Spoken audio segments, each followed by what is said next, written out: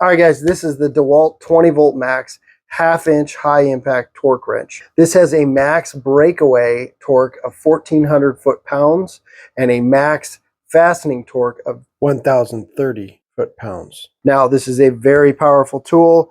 It has 3 torque settings, first, second, and third, all done by push button here. And then you have this precision wrench setting, which allows you, if you're just tightening down a bolt, it'll tighten it down at 820 RPMs. And then once that bolt is tight, it will pause, and then it will use the impact wrench settings. Now, it does pause so that you can take your finger off the trigger, so that you don't over tighten the bolt. So that is a really nice feature. This is great for just turning in bolts, and you don't want to actually use the impact wrench setting. Then you also have down here your light. So you have 2 brightness settings here, and then you have off, which is nice. So you've got a little bit more light down here. I do like that. So as you see, it does have some weight to it.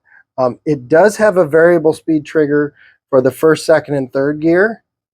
As I press the trigger, you'll see it does get faster. But if you are in the precision mode, it does not have a variable speed trigger. The same throughout, that 820 RPMs.